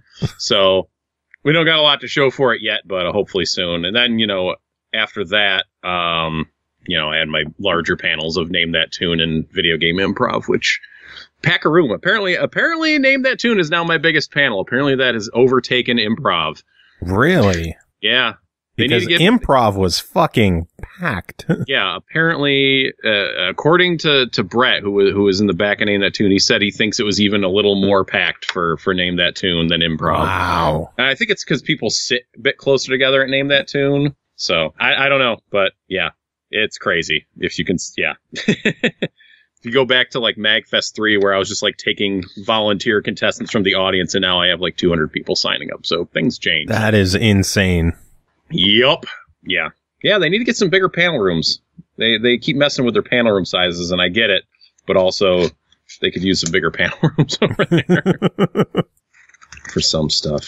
Just can't contain me. Yeah, it's insane, man. MagFest is beyond what I ever thought it would be. It is crazy. Yeah, there's more people coming to Name That Tune than went to MagFest 2, which was the first one I went to. And MagFest 3, for that matter. I think. Maybe even MagFest 4. There's more people in that room for my one event than there was at that entire convention. Yeah, it's pretty crazy to just go to single panels and be like, yeah, this is bigger than MagFest was. Yeah. There's like almost more people jamming out to a random DJ in the hallway at 1 a.m. than there was at the first MagFest. If we're being real, like the one DJ station that's on like the ground floor coming in from the Gaylord gets fucking hype in the middle of the night for some reason. It does. It's cool. It's pretty crazy. I like it. Yeah. Yeah. I think I was walking through there and Miley Cyrus's Party in the USA came on. I'm just like, fuck it, I'm singing along. Everyone else is. Put my hands up to play in my... Might as well. Yeah, might as well. Might as well. So, Anyway, Vidya Games, you had games, some fun stuff to play while we were away. Oh, man, aren't you presumptuous? Yeah, no, yeah, hot and heavy, getting back into reviews just a week after MagFest. Time to get back on the old grind. Switch games certainly didn't stop coming out while we were away. They never do. They never do. And there was something like 30 some of them last week, something ridiculous like that. It's just like, yeah. Bananas. And the new Super Mario Brothers U port came out, so it's not like there's a big release there, right? The first week of the year, really. Boom. There's too much shit coming out. It's January and there's too much shit coming out. Yeah. Oh, well. Can't wait for February, because February is going to be batshit crazy, too. Yeah. Oh, man. So, should we start? We should start. Let's do Cool. it. You got two games to talk about. The first one is called The Shrouded Isle, developed and published by Kitfox Games. It released January 17th on the Switch for $14.99. Who will you sacrifice, your excellency? Sinners in this isolated village try to hide their dark secrets, but heretics must be purged for your salvation. Prepare for the awakening of your hungry god. Tim, it sounds cute and cuddly. Tell me about it. Yeah, it's warm and fuzzy and a big hug. You should definitely let children play it. Yeah, The Shrouded Isle, this game came out like a couple years ago, like 2017, summer 2017 on other consoles. The thing that was most striking about me when it came out was the visual design of this game, which in kind of the screenshots they show you has this kind of green tint which calls to mind the original Game Boy. As it turns out, there's a bunch of different like color palettes you can use to color the game. So it's not just that, but it is a very simple, like, pretty low number of colors involved in the game's graphics, no matter what. So it has a very stark style, no matter what you pick. But I would recommend going into the options and kind of looking through them before you start, because I'd already played a lot of it before I poked my head in there. I was like, oh, I could have been looking at a slightly different color this whole time. Well, it's not even slightly, extremely different, but whatever. That's not the point. So yeah, this is a sort of a management, if I'm really being reductive, like a plate spinning simulation when it really boils down to it. You are the like spiritual advisor on this isolated island. It's not kind of unclear how many people are living there. It seems you kind of have 5 ruling houses, which have a few people, like 4 to 8 or 9 people in each house, who are lording over the general populace and helping you to enforce discipline and ignorance and fervor and penitence and obedience. So you are kind of juggling those 5 things, trying to keep the people in line, but you also have to keep in line your 5 fucking selfish bitchy houses in order. I mean, like the setup is that you've been on this island, or there was like the prophecy says that in 500 years your good lord Chernobog is going to return, and good, great, horrible things are going to happen. But that's what you're going for, and these are the last 5 years. So y'all have been doing this for 495 years, and these houses are still bitchy about who gets sacrificed and da da da da da da. You think we could just hold it together for another 5 years to get to the whole Chernobog thing? We know the routine. Yes, people are going to have to get sacrificed. You don't have to be so butthurt about it. It's nothing personal. Sometimes it's something personal, though. Just get your shit together, people.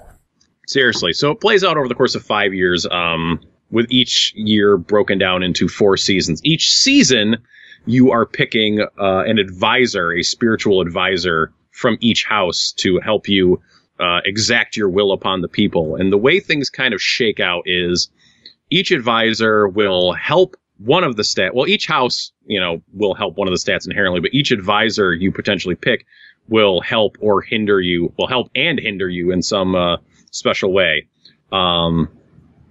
So, you can get someone from the House of Discipline. Sounds fun. The House of Discipline, and they might help your ignorance, but they might hurt your fervor at the same time. So they're raising like 2 things and they're lowering another thing. And when you pick them to help you exact your plans month to month, you're making that house happy, but you're making the other houses unhappy. You can pick 1 to 3 advisors to help you each month. But it will kind of if you pick one person, they will have a much greater effect on the things that they affect. But if you pick 3, then each one will have a smaller effect on the things they affect. Does that make sense? Mhm. Yeah. So it's this constantly, you're trying to make sure that you have your kind of your discipline, fervor, penitence, etc., that those are in line, that those are meeting certain levels to keep the population in line.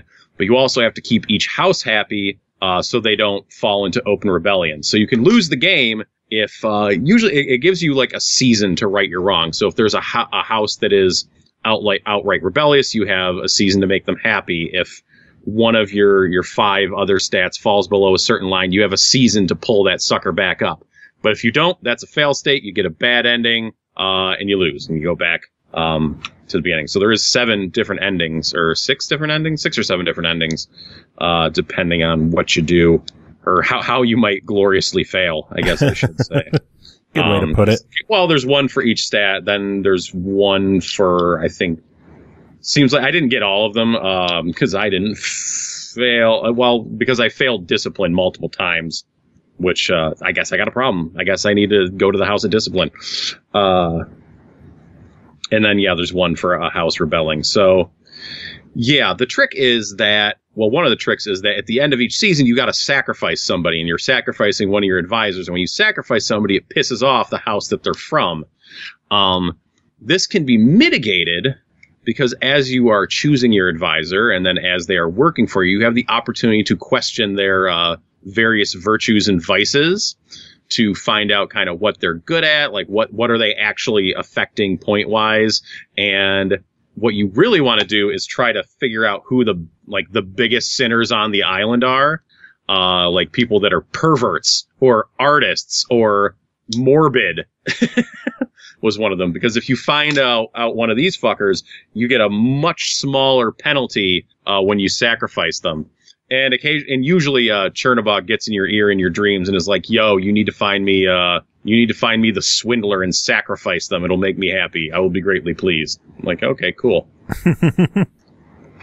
So it's just kind of trying to manage all this stuff. They also have after a few seasons, they open up this tower where you can send people to purify them because sometimes they will get diseased with some kind of madness or something of that nature, so you can send them there to purify them.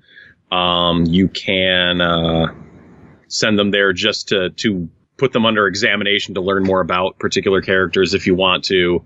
There's only 3 cells in the tower, so that's another thing you got to manage. Because sometimes you'll have people that are freaking out throughout all the main houses. Trying to sacrifice someone that has one of those ailments will just piss off the house because they're like, no, you could send them and purify them. If you stick a hermit in the tower, they don't want to leave. So there's a lot to consider, and it's just like, it's a big juggling act to figure out like just how to keep this sucker on the rails for 20 seasons. So Chernobog can come back and everybody's happy. Right. And it's fun. Yay. This whole game. Yeah, no, it is a fun thing to do. I think the theme of the game goes a long way to making it interesting. And just kind of managing all these meters. There is random events that will pop up, sometimes just during the season, sometimes between seasons. You know, you'll get like a letter at your house. Some bickering between the families or some problem that's come up, and you have different decisions to make, which will affect different things. The character traits are randomized every time, so it's never like the same person that's going to be the coward or whatever that you need to suss out. So there is replayability there. The 7 different endings. It is, what I will say is a bummer is that I didn't get every ending, but I did finish the 5 years and get the big ending there, and I was kind of hoping that like maybe some game modifiers might unlock that I could use for future playthroughs, to encourage some replayability. Some of like the month to month writing in describing your advisor's actions, there's only so much of it. I feel like at a certain point, I was just kind of like not even reading it at all and just looking at the numbers. Though there seems to be a decent number of like the random events. Those, I don't think I saw too many repeats of those. One problem that is, I would guess, a little bit unique to the Switch is like, man, that text is a little hard to read sometimes. Like some of that text is very, very small. And this is when you're in both portable mode and playing on the big screen. I haven't played the other versions, so I don't know how they compare. But that is kind of a bother. If you have problem reading very small text, this you might have to pass on this game. And me just playing it for like just when I got home today, I was like, man, I want to do one more run because I really want to see if I can finish it before the review. So I was playing it for a couple hours and like, man, are my eyes getting strained that I've just been playing it for this long? So that is unfortunate. I don't know if there's anything they could do to patch that just to make some of the text a bit bigger, but that would be lovely and an absolute relief in trying to play and enjoy this game, which is playable and very enjoyable. Which is very good to hear. Yeah, it is very good to hear. Well, then $15 on it. What do you think of it? Yeah, I think it's a buy it. It's interesting enough. It's fun to play. I mean, a run of the game, if it goes well, is going to take a couple hours, sometimes a lot less than that if things go bad very quickly and you put someone out there to invoke some discipline and they fuck up all the time and you just lose right off the bat. Not that I'm bitter. Not at all. Yeah. So yeah, it's not, you're going to get, probably at least 4 or 5 hours on it if you, don't somehow ace it the first time, which my first playthrough, I did make it almost to like 3.5 years in. And I was like, man, am I going to pull this off the first time? No, the wheels fell off the creep train right there towards the end. I'm just like, yeah, I can't, I'm not, it's all just too many plays to try to keep up. But on my victorious run, it's just like all those 5 stats weren't even an issue. It was just a matter of keeping all those idiots happy. And happy idiots are good idiots. Happy idiots are good idiots, and they get you to the end so your good Lord Chernabog can come back and destroy the world. Hooray. Or whatever. Who knows? Yeah, it's cool. I liked it. Cool. Good to hear. Yeah. All right, well, you got one other game to talk about. That is called Samsara Deluxe, developed and published by Marker Limited, released January 10th on the Switch for $9.99. Help Z escape samsara, drop blocks of different shapes and properties into a realm of 2 mirrored dimensions in this beautiful reflective puzzle game with a twist.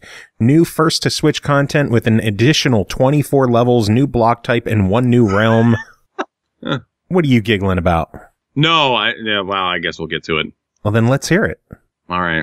Oh, right now? I mean, it'll make more sense later in the review. Okay, well then start the review. All right, let's start the review. Tell us about Samsara Deluxe. Samsara Deluxe DX for Switch. So yeah, this is a puzzle game where the general idea is you have a character, or eventually characters, because the game takes place I want to say just on like a pond. There's different backgrounds. There's a little more to it than that. But basically, you will see there will be objects and kind of obstacles like on the top half of the screen, and then the bottom half is that reflected downwards. Not always exactly and precisely. I mean, you take one look at the game, and you're like, oh, okay, I get it. Like things are slightly different in the bottom half than they might be in the top half. But eventually, you have your normal dude, and then you have a shadow version of him or her. I think it's a him. And the object is. So they just stay stationary and you get these blocks, right? And you kind of have to make a path so they can get to the exit. So you're, filling in holes, putting in staircases, and just arranging these blocks so that both characters will make it to the exit when you press the go button, right? And these guys are super fragile and not very smart because you press go and they're just going to go straight in that direction unless they hit a wall, and then they're going to turn around and go back the other way. If they fall any amount of distance, they will die instantly. So you got to take some care with them. They're not going to climb up things. They're not going to gently climb down things. They're not going to turn around when they get to the edge of a pit. You have to determine their exact path. And so kind of where things get funky and puzzly is the fact that as you're placing these blocks, they also, like if you put them on the bottom half of the screen, they will reflect on the top half of the screen. So you're kind of placing one block twice, is the idea. So it's you getting creative with like, okay, I need to position this block just so on the bottom, and maybe on the bottom, it's resting upwards, because it goes up, gravity pulls to the center of the screen. It's resting on a block that's on the bottom that doesn't exist on the top. So on the top, that block or staircase you just placed might fall in extra space on the top. So you might want that to happen, or you might not. It's a puzzle game. It's like it's a puzzle game. And they give you 3 different kinds of there's basically there's some different shapes. There's like your standard block. There's some different size and length staircases, but they come with 3 different properties. There's like a basic wooden one, and that you just place and it falls whatever on both sides. There's a concrete one where if you place that on the bottom and it's resting on a block, it will not fall on the top screen. So okay, it might just float in midair on the top half of the screen. And then there's like a golden one where which gets really weird, because when it falls it doesn't fall down on the top half. Basically, it falls up for whatever reason. Magic gravity. Hooray! So that's what you're working with and try to arrange. There is one other. That's right. The other mechanic little thing is they have these vines that when your character runs over them or runs through them, they will either solidify or desolidify. So if you run over top of it, it'll desolidify. And if you run through it, it will resolidify. And this can have relevance for making blocks fall after you run over them, so that they fall on the other screen for the other character, and then they can move forward. There's some stages have little teleporters, like portals, literal portals. They're orange and blue, that will pop you from one side, the top half, to the bottom half. It's all just things, idea. Yeah, it's all just things to confuse you and make you have to sit there and really think and stare to figure out how you're going to get these guys from one point to the other. Kind of the problem is, and the reason I was laughing at that they added 24 levels to this game is so the way the game is broken down into stage or worlds of 8, I guess I should say. So each hub kind of has 8 levels to it, right? So that means that they added the last 3 levels are the new ones that they added on. And it's funny because to me, the game didn't start really getting interesting until about World 9. So that's where the game ended before. Like, that's just when it started to get interesting. Up till that point, like the first, 8 of 12 worlds, I just thought were like super simple. And kind of a bit tedious to get through because, like, especially early on, I'd be in a level and you only have so many pieces to work with. Early on and in general, they give you on each stage, you have exactly the number of pieces you need in order to solve it and get your character through. So it didn't feel like there was a lot of ways to go wrong early on and in a lot of stages. And I'm not saying like every stage between World 1 and World 8 was a total cakewalk. There was a couple that made me think a bit. But for the most part, it was just like, okay, well, I have these 3 pieces and there's only so many ways that they could go here. I'm done.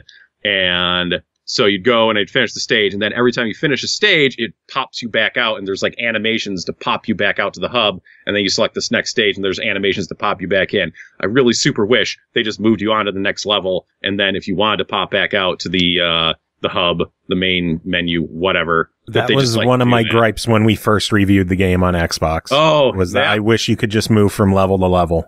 Yeah, it drove me nuts. It was like early on, I was just finishing things so fast and then just like, back in, back out. It kind of, it broke the flow of the puzzling.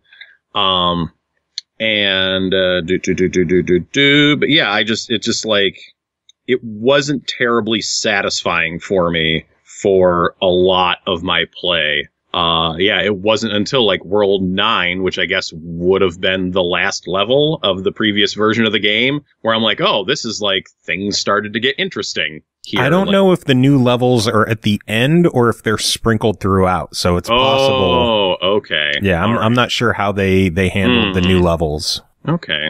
Yeah, I don't know either. Questioning. Well, then, either they added a bunch of fluff or they added a bunch of good stuff till the end of it. I don't know which.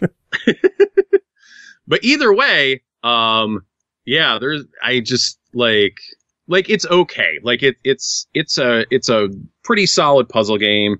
It's got a decently cool mechanic. The art I didn't think was especially like just the style didn't grab me. Like, it's fine, But it didn't really seem to have much of a story going on to connect things. There was like a few little cutscenes between levels, but it was just kind of like, okay, I went through this portal. Hello? Uh-oh. I lost you.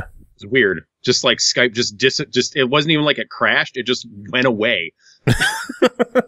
It was just going, and then it wasn't. So I don't know what caused that at all. What was the last thing? Still recording. Where am I? You went into a portal, something like that. I went into a portal and I popped back out. I was just saying that like there didn't seem to be a lot of like story to kind of explain what was going on or connect things. Usually the levels worked out and that they kind of use the same art assets for 2 worlds in a row. Just the second one would be a bit darker thematically. So yeah, it's not as far as puzzle games go, like it's okay, like it's solid, but I didn't think it to be particularly exceptional. Especially since literally the last time I was on the show, I was reviewing the Gardens Between, which I thought was great and was super satisfying, and I liked the story and all the art and stuff it did. And then, this compared to that, it was just kind of like, it's fine. It's competent, but not exceptional. Well, then $10 on it. What do you say? I think it's a try it. It's not like a must play puzzle game. $10 is not a bad price for it at all.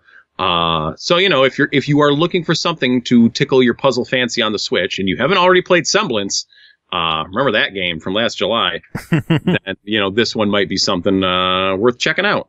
Cool. Sounds good. Yeah, I enjoyed it when it was on Xbox. It doesn't seem like it tickled your fancy as much as it tickled ours, but yeah, different strokes, different folks and stuff like that. Like I said, it's not bad. I'm just like, just not world changing. Can't give it the full hearty recommendation. Makes sense. Tim, it is always good having you on chatting about this kind of stuff. I know you're going to be back on soon. Oh, yeah. Until then, there's a Rumble coming up. A Rumble cast coming soon. Yeah, and more reviews. I'm already cracking on the next review. You were balls deep in reviews. Whew, that's great. I was like dying kind of during Christmas. Not dying. I mean, I was playing other games on my Switch, but I'm like coming back from MagFest. I'm like, I'm fucking ready. I'm ready. Let me at them. All right. Gonna break your total for 2018. Yeah, we'll see. Hopefully, off to a good start. Indeed. Well, Tim, always good having you on. Do you have any final words before we move on? I do not. Sorry, I got nothing. Aww, nothing? I got no discipline. I didn't stick to it. All right, and we got one final game to talk about tonight, and joining us for this one, Royal Sefton. How are you doing? How was your New Year? Ooh, I'm last. New Year was good. Yeah, you're wrapping things up. You excited? Yeah, I feel honored. You should. I picked you to go last because you were last on the list of games being reviewed. So. It's a privilege, an honor and a privilege. How was your New Year? No, it was good, man. Thank you. I actually survived long enough to ring in the new year. I stayed up until somewhere around like 1:30, 2 o'clock, which that's like 4 hours past my pumpkin hour now. So I was surprised. I surprised myself. How about yours? It was uneventful. It was just preparing for MagFest, which I'm still trying to recover from. I don't know if I'm gonna. I think I'm getting too old to recover fully anymore, so I'm just going to be half dead every year. Yeah, MagFest starts happening to you soon, right? Oh, God. It's only a year away. Mm-hmm. Better start prepping. Counting down the days. Mm-hmm. Good stuff. Anyway, you got a game to talk about. We should probably talk about it, huh? Oh, yeah, let's do that. Final game to talk about tonight is called Legendary 11, developed and published by Eclipse Games. It released January 4th on Xbox One for $14.99. Legendary 11 is an epic arcade football game inspired by the golden age of football spanning the 70s to the 90s. A fresh approach to the beautiful game with fluid gameplay and unique mechanics like morale, super shots, or stickers to boost your stats. Choose from 36 teams from the glorious haircuts, mustaches, and legends in short shorts. Lead them to glory and win the World Cup. We should probably point out, it says football, but for us filthy Americans, it's soccer. Yeah. Not football American. Football. Gotta make that clear that it is a soccer game and not American football. That is correct. It certainly is. Yes, and good to mention the hairdos. I remember seeing mostly afros as I played this. 36 teams full of glorious haircuts, mustaches, and legends in short shorts. I stumbled over that line a little bit. So, who wear short shorts? They wear short shorts. I do too. Oh, yeah. I wow. You're welcome. My train of thought just hit the penny on the tracks and went flying. All right. Well, okay, I know Chris Taylor checked this one out a couple of weeks ago on the Switch. How does it hold up on Xbox One? Oh, well, I want to like it. I really do. And I should throw out maybe one or two cautionary statements. One, I don't play a lot of sports ball, real or virtual. And two, I don't really watch a lot of sports ball, real or virtual. So I may not be the target audience here. That's a fair statement. I have to make that concession before I go any further. It's definitely got a good, bright, arcadey feel to it. And when you first fire it up, it's got a really rousing theme music, and you're not starved for choice when it comes to teams or different cups. They have different continental events, kind of like a World Cup type thing. You have Africa Cup and so on. And yeah, you definitely have some amount of depth here, depth of choice. Picking who you want to play as and who you want to play against. There are also these cards. I didn't have any luck getting any of these new cards to adjust their abilities, the team's abilities as I progressed. So I couldn't really comment on how impactful they were one way or the other. But, just in terms of like platform comparison, etc. I guess I couldn't say, but I would say that, load time's good, game plays fairly well visually, it's decent enough. It's just that there is, I think, there's definitely a few things about it that I found it hard to really get into, really to engage with. And, the thing that when we talk about delivering a game on console and you just download it and you start playing it, it's almost become an expectation that you have some sort of a tutorial or a walkthrough. And there's nothing like that with Legendary 11. And like 20, 30 years ago, you buy a game at the store, either you read the manual or you chuck it out and you start playing, one of the two. If you couldn't figure out how to play the damn game, obviously that's on you because you had the instructions. And to be fair, controllers had fewer buttons, etc. Oh, that's a nice story, Grandpa. You know where I'm going with this. Point is, when you buy and download a game nowadays, usually there's just a little bit of hand-holding necessary to tell you what to do because your flight deck has 300 buttons on it. I kept fouling people left and right trying to figure out how to just get the ball away from them, so I kept just drop kicking them until I figured out what the right button was to try to steal. Beat those motherfuckers down. I was like, man, are you seeing this, ref? Yeah, I got carded a lot.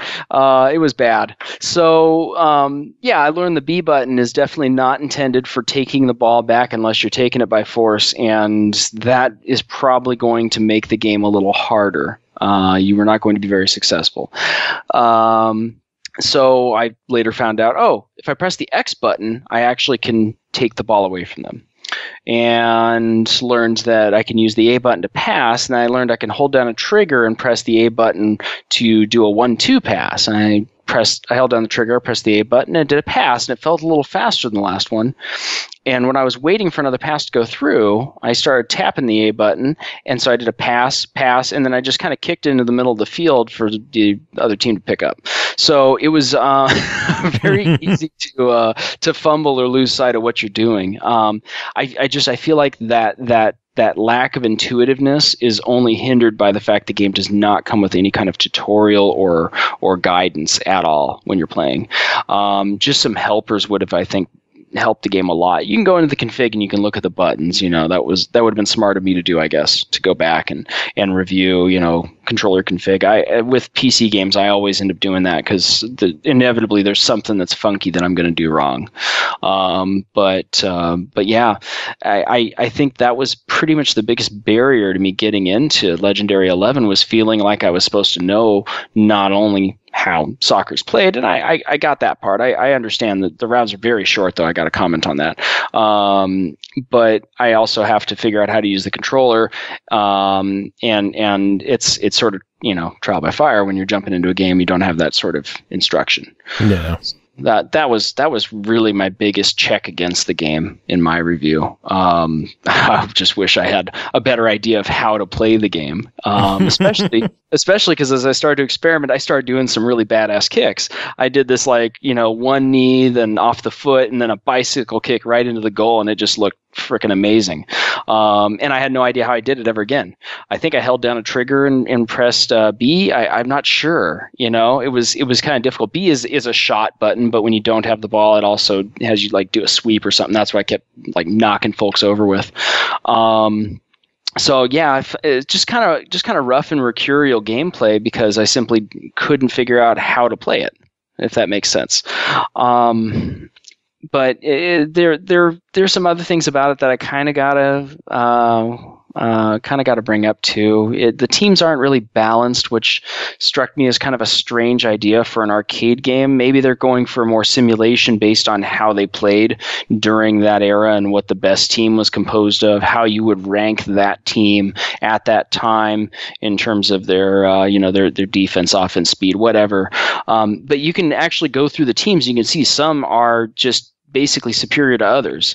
The one thing I will say that's kind of neat about that maybe is if you know your teams well enough and you're playing against another player, you would be able to treat it like a handicap system. You pick the lousy team, and you can, allow the less experienced player to pick the more advanced team, the more effective team, I guess. Just kind of seems a little broken. Usually you'd kind of you're trading one off for the other, and they should all be relatively balanced when you're picking teams, I would think. Yeah, it's kind of like the old NBA Jam and NFL Blitz games where the teams were definitely, they weren't all equal. Yeah. So no one wanted to pick the Milwaukee Bucks or something. You always wanted the Bulls or the Knicks. Yeah, everybody was on doubles when that game was out for sure. So that's a very good point. Well, it sounds like it's enjoyable, but with a fairly high barrier for entry. Overall, $15 on it. What do you think of it? I gotta side on try it with that one. It's a pretty firm try it for me. I don't feel like this is an insta-buy kind of game. I feel like if there was maybe a little more player guidance, if maybe there was a little more engagement when you're actually playing, because the camera's very static. It'd be cool if there was something a little more dynamic. Like when I did that really badass kick, for example, it'd been cool if the camera actually panned in and showed me doing it, or some sort of bullet time effect. You know what I mean? Just kind of jazz it up. There's none of that there, so it feels a little flat for an arcade game in that sense. Not as engaging as it could be. If they just kind of turned up some of those other things up to 11, then they would have, I think, an insta buy here. But it's very much a try it. It's not all bad. I can see this being a lot of fun, and I definitely had a few laughs when I was playing through it and kept fouling the enemy and stuff. I don't know. I enjoyed some parts of it. It was okay. You just like beating the shit out of other players. That's pretty much what it comes down to, yes. I'm more of a fighting game kind of guy. Nice.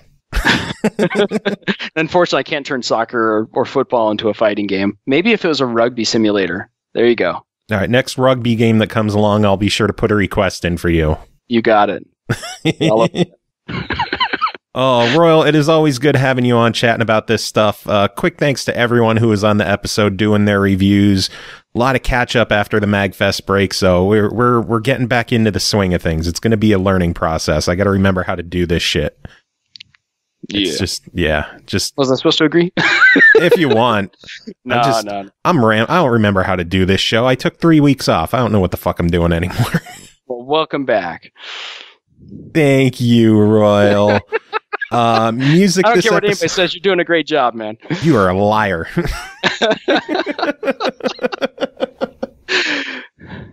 music this episode, I'm going to play a couple more tracks from Frank Klepacki and the Tiberian Sons from their MagFest set because it was an awesome show and there's more songs to play and I want to play more of them. And if you got a problem with that, I don't give a shit. How about that? Mm-hmm. Yay.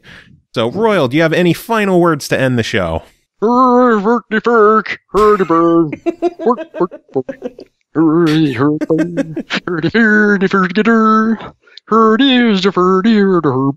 Bork.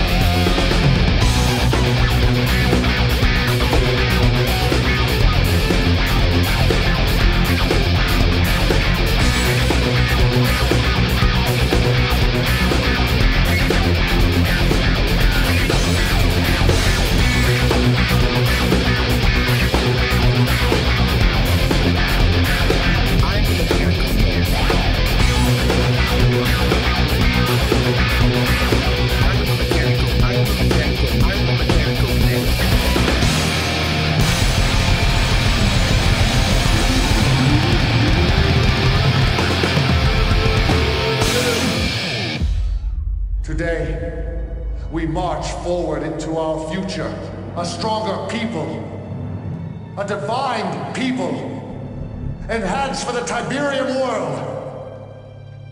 The time has come to claim this world as our own. The time has come to destroy GDI. One vision, one purpose. Peace through power.